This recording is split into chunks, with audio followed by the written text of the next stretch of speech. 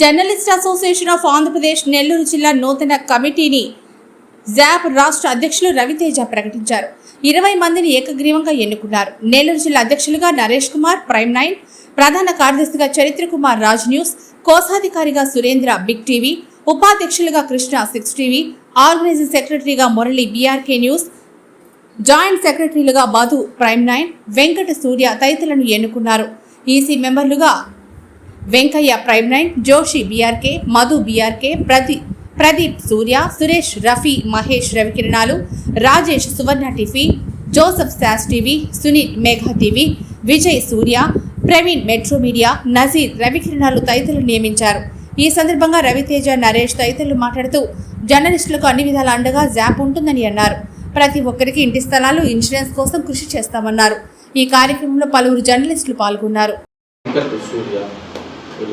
తర్వాత ఈసీ మంత్రులుగా Venkaiah prime, Madhu BRK, Pradeep Surya, అలానే సురేష్ రవికిరణాలు, రఫీ ఈసీ మంత్రులు రవికిరణాలు, మహేష్ రవికిరణాలు, జోషి బీఆర్కే న్యూస్, అదేవిధంగా రాజేష్ సువర్ణ టీవీ, జోష్ సాస్ TV, Sunil mega 9, Vijay Kumar Surya, Praveen metro media, Nazeer రవికిరణాలు, మొత్తం 20 మందితో నెల్లూరు జిల్లా నూతన కమిటీ ఏర్పడింది.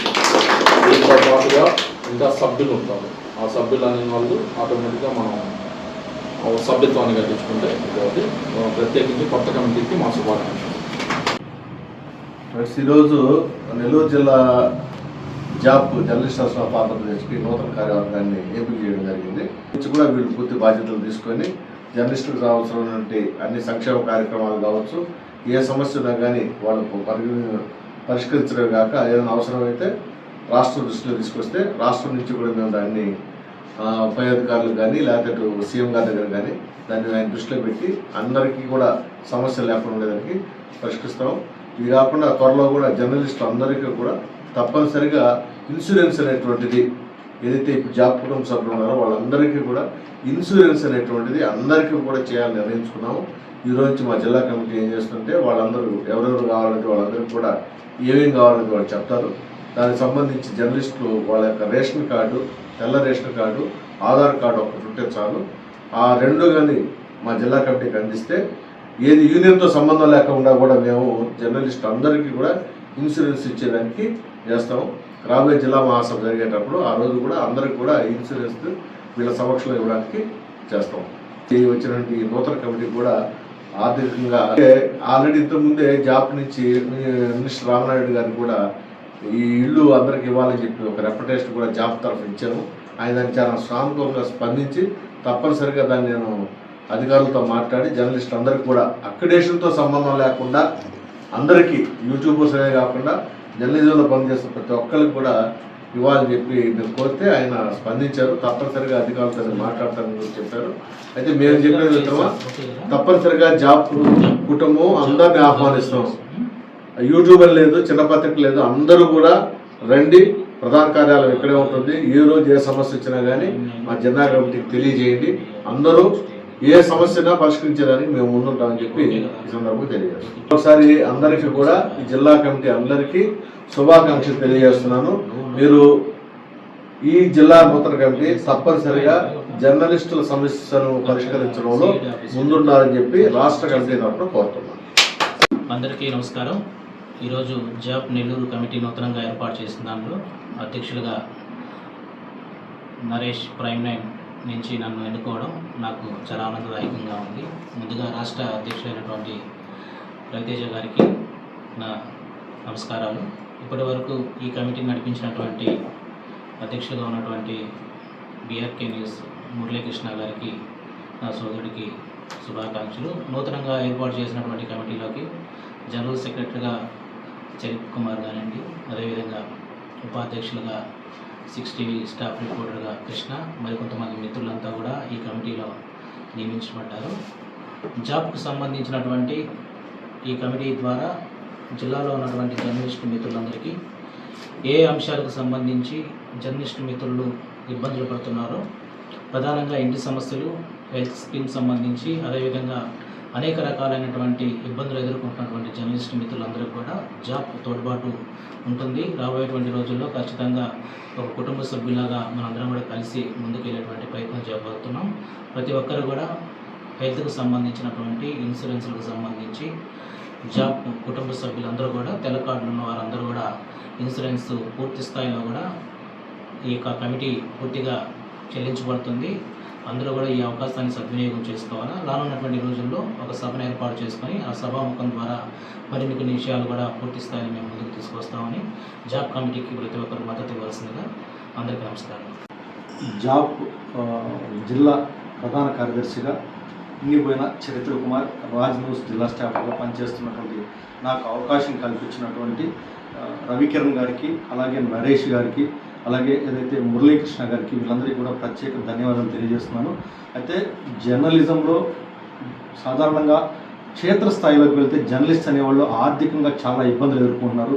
నివాసయోగ్యమైన స్థలాలు కానీ, సరైనటువంటి ఆరోగ్యం కానీ, వీటన్నిటిని మీద కూడా వాళ్ళకి ఎప్పుడూ కూడా ఆ శ్రద్ధ కూడా ఉండదు. ఏదో ఒక రకంగా వాళ్ళు వర్కింగ్ జర్నలిస్ట్ అన్న కూడా ఎప్పుడు పని మీదనే ఎక్కువ కూడా వాళ్ళ కాన్సన్ట్రేషన్ ఉంటుంది. ఏదైతే ఈరోజు మేము మా నూతన కమిటీ తరఫున మా రాష్ట్ర అధ్యక్షుడి గారి ఆదేశాల మేరకు చిన్న పత్రిక, పెద్ద పత్రిక, యూట్యూబ్ ఛానల్ అనేవి ఎక్కడ ప్రమేయం లేకుండా జాబ్ కుటుంబ సభ్యులుగా ఉన్నటువంటి ప్రతి ఒక్కరూ కూడా మీ అందరికీ మీకు ఏ ఒక్క రూపాయి మీ చేతికి పడకుండా ముందు మీ ఆరోగ్యాన్ని కాపాడడమే మా ప్రధాన లక్ష్యంగా ఇన్సూరెన్స్ని ప్లాన్ చేస్తున్నాం.